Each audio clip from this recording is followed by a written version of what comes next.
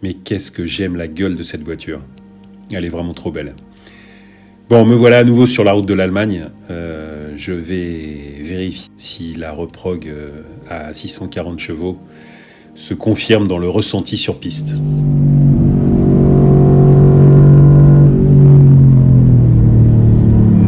Touchy.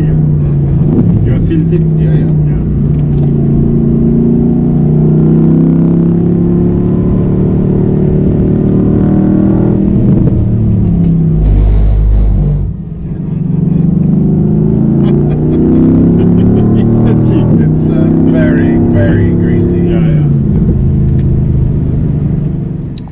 Donc vous avez pu le voir, hein, on est fin septembre, début octobre.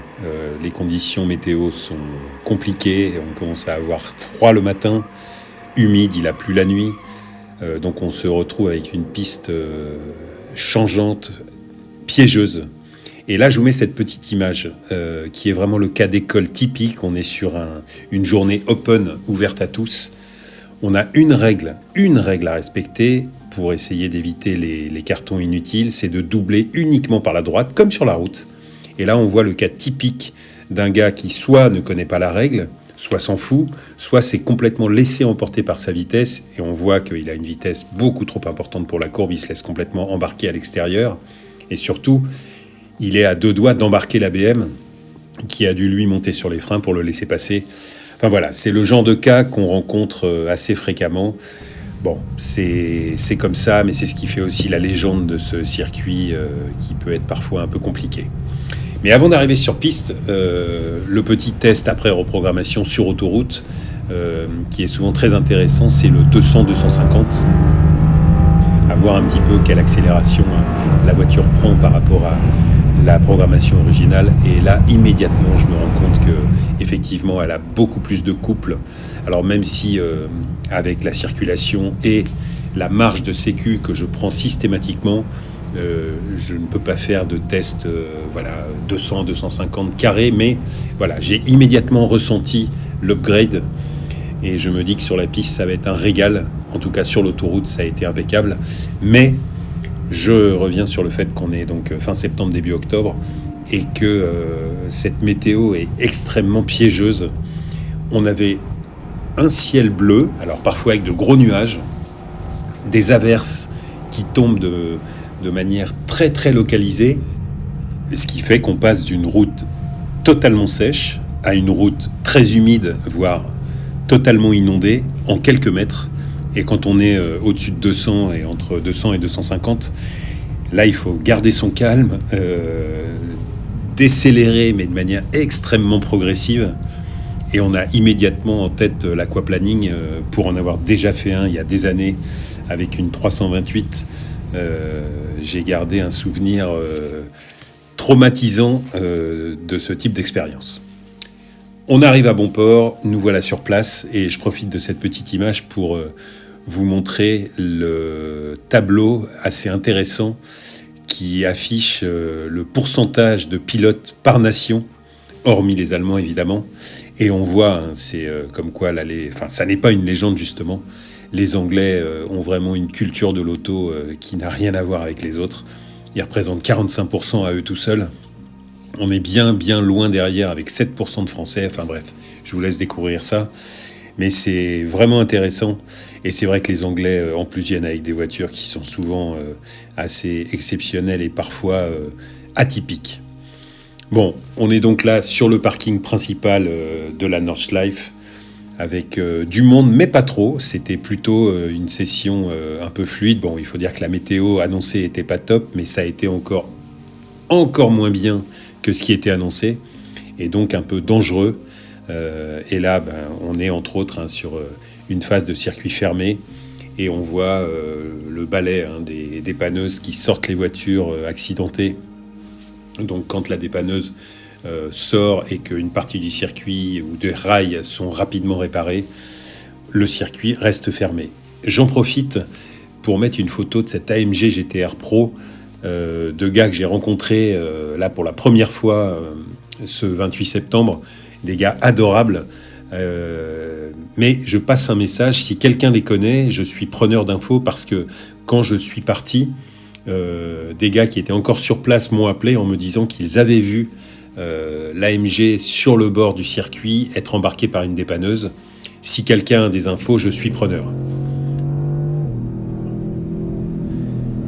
Allez, je reviens sur la session roulage en elle-même. C'est intéressant, ça c'est le roulage du matin. Je vous ai mis un tout petit extrait pour vous montrer que c'était quand même très très très touchy, mais pour moi moins dangereux que plus tard dans la journée, parce qu'en fait là on est donc, il doit être 9h30, donc la piste est très très humide, voire mouillée, mais sur la totalité du circuit. Donc il fait très froid, les pneus ne grippent quasiment rien. Donc on est sur des œufs, mais sur l'entièreté du tracé. Ce qui fait qu'on est dans un mood extrêmement sécure, où on y va très très tranquille. Il se trouve que la météo n'était pas catastrophique, donc il y avait des averses, mais également des moments où il se mettait à faire plutôt beau, voire avec un vrai soleil. Mais n'oublions pas qu'on est au mois de septembre, enfin début octobre même, fin septembre, début octobre, et que le soleil est beaucoup plus rasant qu'il ne l'a été pendant tout l'été. Et comme on peut le voir, il y a énormément de végétation aux alentours du tracé, ce qui fait que les zones d'ombre sont multiples et que ce qui est à l'ombre, évidemment, séchera beaucoup moins vite que ce qui est en plein soleil. Et c'est là où ça devient beaucoup plus dangereux qu'un circuit totalement mouillé. Là, par exemple, on est strictement dans ce cas de figure où on a un circuit qui est séchant avec une trace donc qui est la trace principale. Et là, ça va être un très bon exemple.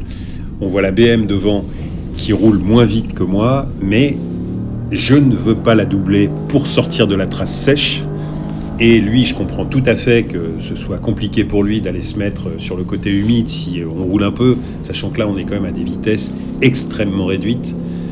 Donc, il y a le petit train, tout le monde se suit, mais le gars, là, et je lui tire mon chapeau, va jouer le jeu et sortir de la trace pour me laisser passer.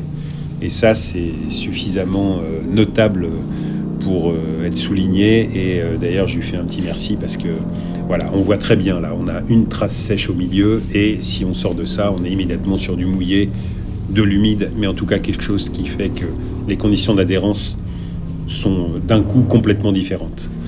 Donc, roulage technique, pas hyper agréable. C'est compliqué de rouler dans ces conditions-là.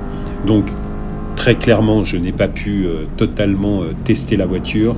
Il y a eu 1 ou 2 tours que j'ai pu faire où ça commençait à vraiment sécher, mais j'avais toujours en tête le fait que voilà, il faisait pas très chaud, qu'il y avait encore quelques petites zones humides, et j'ai quand même en permanence l'appréhension en voyant le nombre de gars qui se mettaient au tas, et il y a eu énormément d'accidents, de drapeaux jaunes, etc. Il y en a toujours, mais il y a vraiment des journées où c'est encore un cran au-dessus, et là, ça a été le cas. Bon, donc roulage intéressant, mais pas un énorme plaisir. Là, on le voit, là, je suis dans ce qu'on appelle le trou du renard. Avec cette voiture, je dois pouvoir passer à 230, 240, et là, je passe même pas à 200. Et j'ai l'appréhension permanente du décrochage, et là, il y a zéro latitude, quoi. On prend le rail direct. Bon, voilà, ça fait partie du jeu. Là, je pense que jusqu'à ce que la fermeture arrive en novembre, à moins que les épisodes météo un petit peu plus cléments arrivent, je pense que je passerai mon tour. Je retournerai sûrement sur piste avec l'AMG ou les autres, mais sur des circuits GP. Bon, le drapeau jaune. Ah ouais, putain, il a plu. Ok, d'accord. Ok. Putain, la piste mouillée d'un coup. Ouais, je crois qu'ils ont raison de mettre drapeau. Ils ont raison de mettre drapeau jaune. Putain, c'est chaud patate. Voilà, très bon exemple. Là, on était sur un tour avec une piste sèche et on s'est retrouvé, mais vraiment en quelques mètres, avec une piste totalement inondée, et à tel point que drapeaux jaunes et les flashs jaunes qu'il y a au bord du circuit ont été allumés pour que tout le monde calme le jeu, parce que sinon ça aurait été une hécatombe. Donc non, c'est vraiment ce que je disais tout à l'heure, extrêmement dangereux d'avoir des conditions si différentes d'une piste totalement sèche sous un soleil. On voit là, j'ai enlevé le blouson, tout va bien, et d'un coup on tombe sur une piste totalement trempée. Non, c'est au-delà d'être dangereux, c'est surtout qu'en fait on est en permanence sur le qui-vive et on ne peut pas laisser s'exprimer la puissance des voitures. Non, il y a un feeling compliqué. Mais voilà, on est là, on a envie de rouler, même si je me suis raisonné plusieurs fois dans la journée à ne pas retourner avant d'avoir la quasi-certitude qu'une partie du circuit avait recommencé à sécher, parce qu'il y a quand même toujours du monde qui roule, donc au-delà du soleil, il y a toutes les voitures qui passent et qui assèchent la piste, mais avec à chaque virage, et on en a quand même pas mal à l'aveugle sur ce circuit, l'appréhension de se dire, voilà, est-ce que la zone sur laquelle j'arrive est séchante, humide, complètement trempée.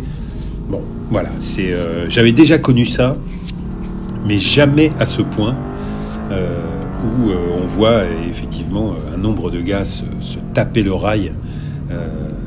Enfin, c'est effrayant, et en même temps, c'est aussi ce qui fait que qu'on y retourne et qu'on se dit qu'on essaie de sortir de sa zone de confort et d'essayer d'aller titiller la limite, mais toujours essayant de ne pas la dépasser. Tu vois, alors là, c'est typique. On a eu du full sec jusque-là, et là, il y a eu une averse qui est venue d'un autre monde. Et là, c'est pas bon. Donc, le froid. Allez, fin de session. On peut dire que ça aurait été touchy, c'est vraiment le mot, compliqué, presque bien, mais ça manquait de lâcher prise, comme on peut l'apprécier quand on peut mettre vraiment full gaz. Donc ce sera une session à refaire, on verra ce que ça peut donner par la suite. En tout cas, cette voiture est un régal, et la reprog est validée. J'ai vraiment le bon ressenti. J'espère que j'aurai l'occasion rapidement de pouvoir vraiment tirer le max et éprouver vraiment le châssis, le moteur et le reste. Il me reste juste une chose à faire, ce que j'avais fait sur la GTC à l'époque, mais vraiment là ça s'impose, c'est de mettre des plaquettes endless, puisque je suis en frein acier, et ça finira le setup pour être vraiment à l'aise et d'aller tirer le maximum de cette sublime auto. Je vous dis à bientôt.